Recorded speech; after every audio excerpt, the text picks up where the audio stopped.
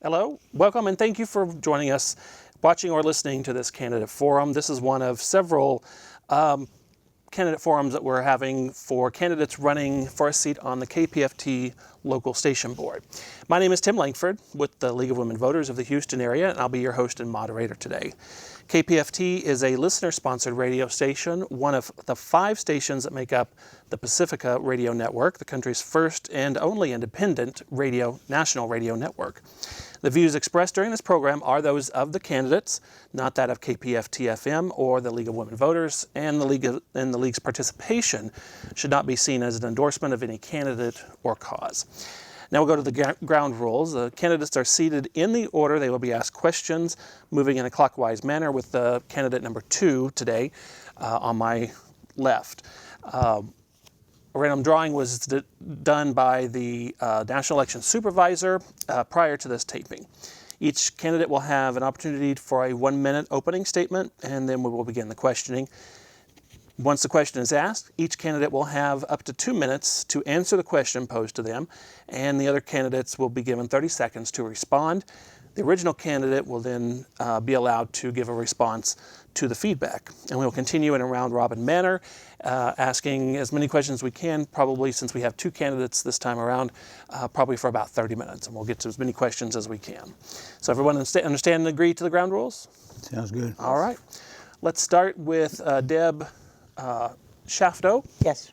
Can you give us 1 minute? Tell us a little bit about yourself. My name is Deb Shafto, and I was one of the people who, way back when, decided that one of a group, don't let me make a misimpression here, but one of a group of people who decided we need to rescue Pacifica Radio from people who had monetary gain plans in mind. And in this age here of scrambled news, disinformation, events misrepresented, I think Pacifica is more important than ever. I think for me the most important part of it is the news, the real news, brought to us by people whose integrity I trust. I do enjoy the music. We have a variety of music. I think it's a wonderful thing. I enjoy listening. But the struggle that I go through, the work that I do, is to keep honest news there. That's a good friend now. Okay. And Richard Uzzell is our next candidate up, and I'll give you 1 minute to give your opening statement. Okay, I'd like to thank you, Tim, for taking the time to do this in the League of Women Voters. I have a little prepared thing that I'm just going to read. Sure. I'm Richard Uzzell. I'm a listener candidate for the KPFT LSB. Currently, in the current board, I'm serving as the LSB secretary as a non-elected member to ensure, and this probably sounds kind of silly maybe, to ensure that the minutes don't become a political football. You would think the minutes are a mundane thing, but some people just got to mess with them and got to try to lengthen the meetings and create all kinds of intrigue, which is unnecessary and unproductive. So I'm asking the voters to elect me to be a delegate, to be an actual member of the board, mainly so that I can vote. I've been sitting there taking minutes and thinking, well, I'd like to vote on that, when it goes by, and this will give me a chance to vote on things, and it'll give me a chance to participate more fully in things like the Finance Committee, which is important to me. We'll stop you right there, and we'll give you some more time at the end for your closing statement. So we're going to go ahead and begin with the questions now. The questions are, the order of the questions are being chosen by me as we record this program. They have been provided with the questions ahead of time, but not which order in which they will be asked. So, Deb, you're up first. In your opinion, how would you describe the financial problems that KPFT and potentially Pacifica National have, and how do you propose to start resolving those problems? Oh, well, one of the problems started early when we had people like me who were enthusiastic but didn't have experience in fiscal responsibility. There was an attitude in the beginning, particularly of, wow, this is big money.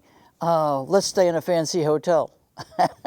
And we have learned a lesson about that, but we are still, we're faced with the fact that revenues have been declining. Radio is not as popular as it once was, and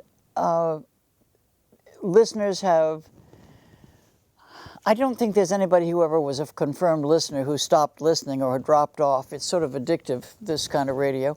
But I do think that radio isn't the media that it was before, and that until you're introduced to it, told to, listen to this program, that's a great program, until you're told that and engaged in it, it doesn't seem really worth your time. Okay. We'll stop you right there with that thought. Richard, you have 30 seconds to respond. I think that Houston is in a better position than some of the larger stations in New York and Los Angeles and different places. A lot of those programs are done by people that get salary, and it's harder to have flexibility in salary positions. Houston doesn't have that particular problem, but if we can stay within our budget, we can probably stay on the air. Okay. And Deb, would you like to respond to that? I think what he was saying is particularly true, that in the larger stations, particularly in the beginning, people were amateurs at this kind of thing. They weren't coming from Procter and Gamble budgets. They were coming from household budgets, and they seemed to feel that they had a lot of money and could afford the best, and put people on, put friends on the air. And we've learned a lesson over the years that it just isn't fiscally sustainable. We need to do something else. And we need to, my feeling is we need to make a very profound effort to get new listeners, to get, to advertise, to word of mouth, and to encourage people to tune in to listen to programs we know they would like. Okay. All right, we'll go on to question number 2. Richard, this will be for you. I had it right here in front of you.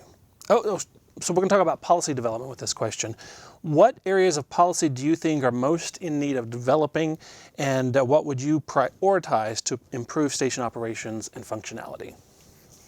That's a good question. Where do you start? There's a lot of things that we need to do.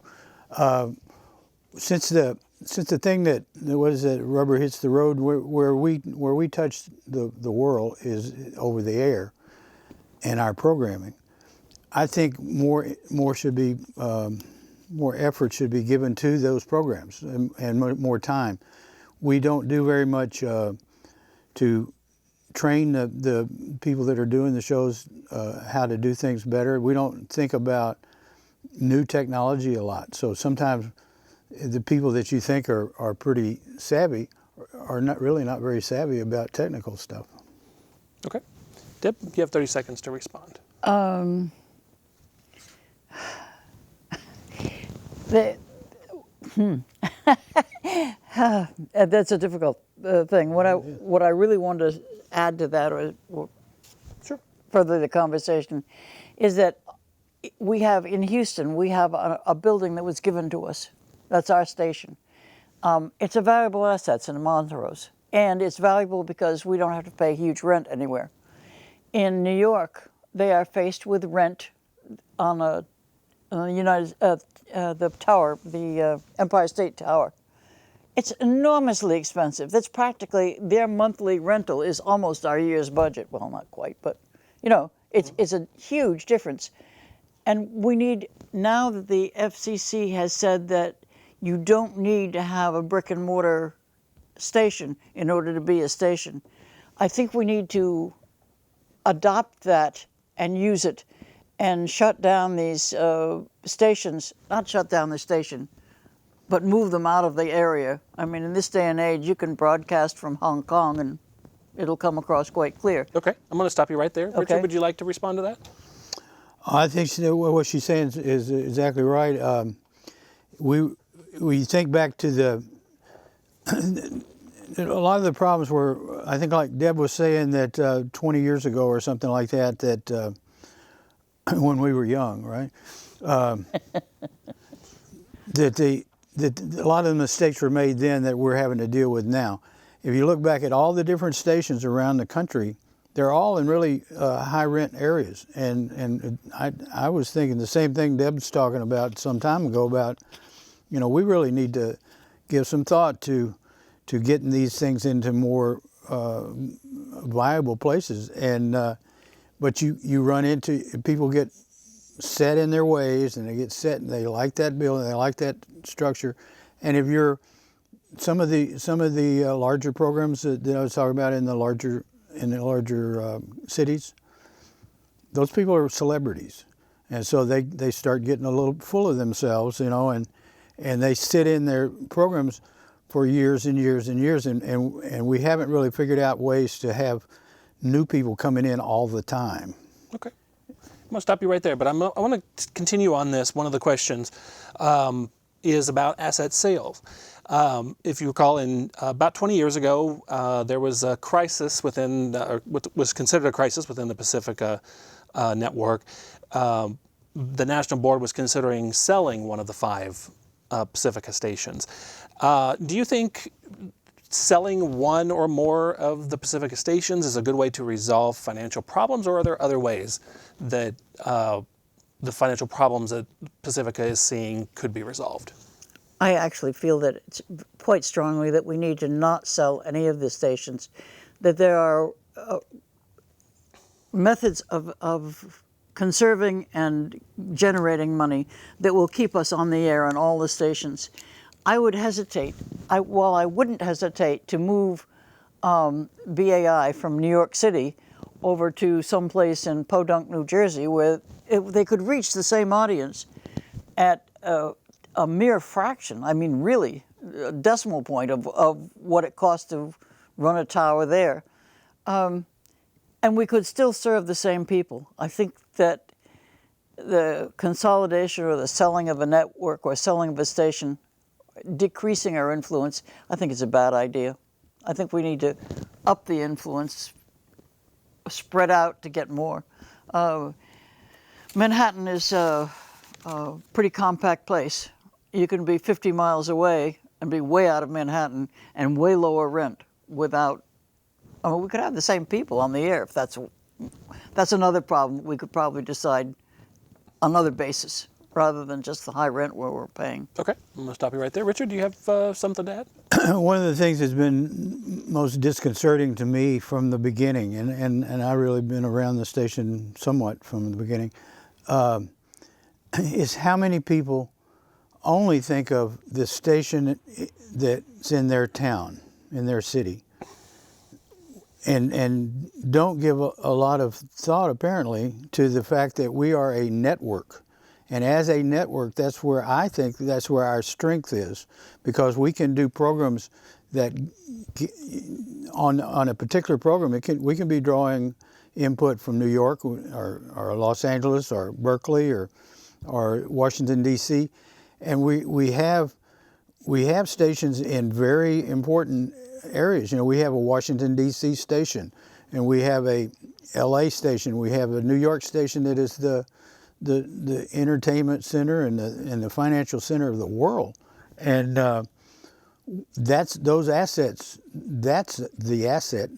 What we can touch, who we can bring there, and if we just kind of flip those things off, I was saying we need to think about getting our finances better, but we need to remember our assets, and the main asset we have are our locations. Okay. I'll stop you right there. Deb, do you have something to add to that?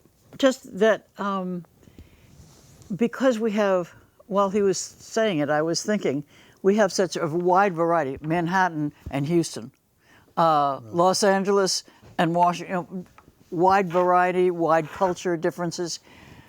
We could use that instead of being provincial and saying, no, I want what I want here in my place. We could use that to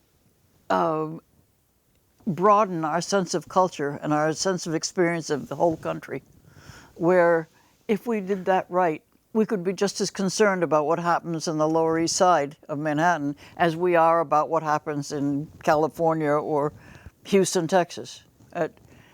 We're missing a beat on that one. I think we should take a look at that a little closer. Okay, so I'm going to springboard off of that actually for my next question. Where did I? Could I comment on that last one? Sure, I'll give you just a couple seconds. Just Sure. real quickly. One of the problems that we have is, the technology is all changing. We know that. But people always, or some of us are saying, bring in young people. And the assets of those being able to have access to New York and Houston and all these other different places, that's something that I think young people would jump at, because how else are they going to get that? They're not. You can get on the internet and you can read some stuff over here, see some pictures, but if you get on a radio station that's working as a multimedia thing, and we could get into TV and all kinds of things that we're not really thinking about. Okay. So the next question, kind of based on that, is about underrepresented communities. How would you define the underrepresented communities that need to be reached, and what outreach would you perform as a member of the local station board? Me? Yes, sir. Okay. We have tried to do that to a degree. I think I trust that we've made an effort, but I don't think our effort has been strong enough. And it's a little oddly. We as a foundation, if you read our mission statement, things like that, we talk about one of our main goals is to be a community outreach function, and so there are times and today we have programs that are set up to address certain communities, but we don't do that enough, I don't think. I think that the more we could reach out, the more that would, say some community over here that is underrepresented now, if they had some way to function with us, then their people would listen to our radio station, and that would bring up our listenership. And plus, it would get them access to the public and help their cause, or whatever. And we're supposedly helping causes, whatever that is. I don't know. Sure. Deb, do you have? Yes, we have a committee of inclusion. Yeah. We have an outreach committee, and it's difficult. I think we've done a pretty good job of it.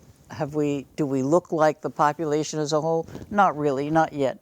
But we made early outreaches, and we have programming that reflects young, country, Asian. We have programs that are scheduled or meant to pull people in, and I think they are working. Perhaps not as much as we'd like, but certainly more than most radio stations around. Most people look to focus on a niche somewhere, and we are trying to focus on the whole. We have had outreach and committee on inclusion for many, many years. Okay, I'm going to stop you right there. Would you like to respond to that? We have, and there's a discussion about, well, maybe we're trying too much, but I think what Deb's saying is what we should be trying to do, and we should be. Going back to what I said a while ago about knowing communities and their needs enough to plug in, to figure out ways that our media structure could be of use to them. I think it would be a win-win for all of us. Okay. My next question is about journalism, and what is your understanding, Deb, of independent journalism, and do you think the rules around independent journalism require the local station board to remain out of editorial decisions around a station's news reporting? Yes, I do. I think that the role of the board should be sure that the news reporting is accurate, and perhaps report to the manager if there's some lapse or obvious omission or inclusion of any kind of offensive language or conversations. I think that would be the role of the board. I think it's clear to me that the role of the board is support. not doing. We've had people who have felt that because they were the board, they were entitled to, no, that is not true. That's not the function of a board. The function of a board should be to aid and assist the people who are hired. And of course you have to look at who's hired. It is the board's decision to replace management or something if that's necessary. But mostly that hasn't been necessary. Mostly the disturbances have come from people on the board thinking that it was up to them to run the station, and it's not. Okay. Richard, you have about 30 seconds to respond. Ask the question again, please. Sure. So the question was about independent journalism, and do the rules around independent journalism require the local station board to remain outside of editorial decisions? Absolutely, absolutely. The board, and I think you alluded to this. The board is it's supposed to take care of business. The board is supposed to be sure that our budgets balance and stuff like that. But that kind of stuff's not real sexy. You know, people come in thinking, well, I'm going to set up a show. I'm going to do this.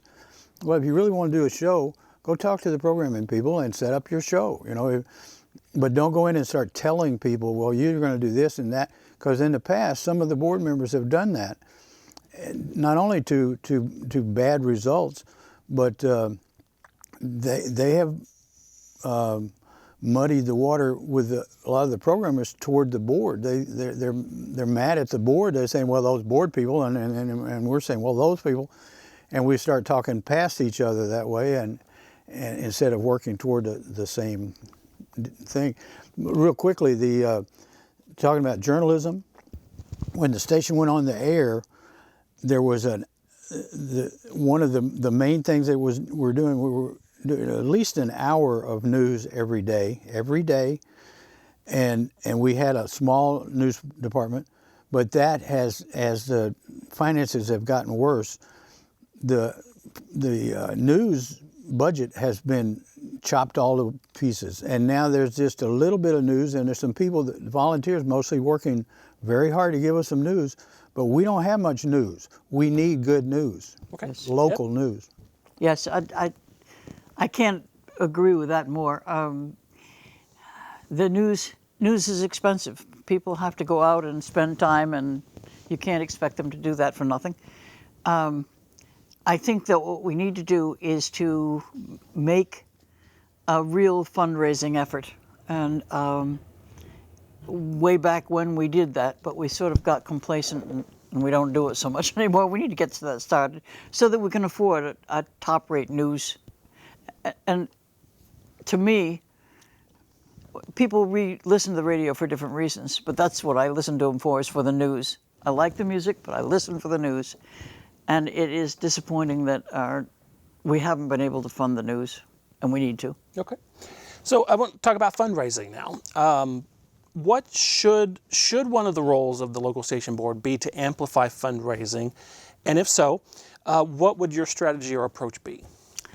That's a favorite topic of mine. I'm glad I got that first. When we were trying to take back the station, when we were worried about it being sold, a whole bunch of us went out and we leafleted all over. The concert in the park, the shell there, I must have run up and down that hill 500 times, and so did everybody else that was interested then. People came in and did stuff, and we were able to increase the listeners, increase the number of listeners, and it looked like we were going to be financially sound for a reason. I think that personal contact is absolutely essential. I don't think you can sit back and wait for people to say, hey, I want to give money there. That just doesn't happen very much. So I think that one of the things the board members do, and there are people who do it already. I mean, there are people who are on the board now who are actively doing it. But we all need to be involved. It's the function of the board, or one of the main functions of the board, is to see that the operation is financed. Okay. Richard, you have 30 seconds to respond to that. The board definitely needs to do more to raise funds. The outreach that I was talking about into the different communities, that the feedback from that would create money to operate the station. You know, a lot of these things are connected, and we need to be thinking about it. I don't think that we think about fundraising we're kind of stuck in having fund drives, and that's getting to be less and less popular because people are thinking of different things, and they're on their phones, and they don't always want to call in and give some $100. They might want to get $3 every once in a while, and we need to get ourselves thinking about how to raise money and to go get it. Okay. Would you like to respond? No, I think that's pretty much should be the center. I think the board has to see itself as a facilitator, as a doer, as non-paid doers, rather than as decision makers and stick wielders. It just hasn't worked that way. The people at the station know how to run a radio station. It's up to us to A, make sure they're doing the job that they know how to do, and B, that they have the money is there to do it. Yep. And of course, C, we need to make sure that nothing is going on there that's illegal or could cause trouble for the network. Okay. Well, that's the end of our question and answer portion. We'll each give you now about a minute to make a closing statement, and these will be recorded or be cut from this recording and put on the air at the radio station itself. Take a couple of moments to gather your thoughts, and then you can begin. Okay. I can begin? Yes, ma'am. Okay.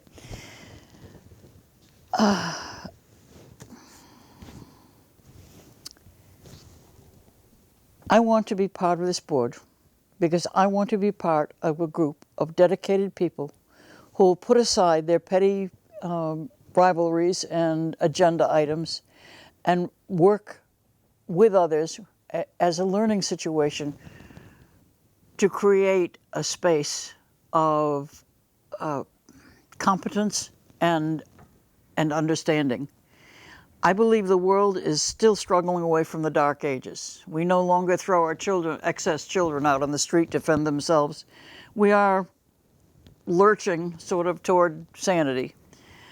It is harder to look at this political system we have today and see a lot of progress for a lot of people, including me. It doesn't look like much progress going on, but perhaps that's a stage we need to go through. Anyway, in learning to work together, to be together, and promote the truth, we are taking a step toward building a world where everyone counts.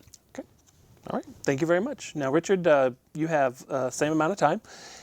Once you gather your thoughts, you can begin, and we'll go from there. Okay. First off, thank you, Tim, and the League of Women Voters for giving us this opportunity. I'm Richard Uzzell, and I'm a listener candidate for the KPFT LSB. Time is short. Our beloved KPFT is on the edge of bankruptcy and possible even extinction. Unfortunately, Pacifica has too many overly large boards populated by too many delegates who have been bad players. That must stop. Our current LSB is moving away from that destructive past. This year's election is critical to the consolidating of a local board that tends to business, a board that will insist on a balanced budget, lean, effective, trained, motivated staff, and a program schedule that will have listeners tuning in and stepping up to help. Therefore, I'm asking you for your #1 vote so that I may go back to work for you and our beloved KPFT. Thank you. I'm Richard Uzzell, listener candidate. All right. We hope you've enjoyed this conversation between the candidates for the local station board. You can visit kpft.org to watch or listen to the other candidate conversations that we've had in this series. Ballots for the election will be sent to all KPFT member listeners on August 15th and need to be returned by October 15th. And you can learn more about the elections of Pacifica and KPFT by going to elections.pacifica.org. And I do thank you for joining me today. I'm Tim Langford with the League of Women Voters of the Houston area. To learn more about the League of Women Voters, visit our website at www.lwvhouston.org. Thank you.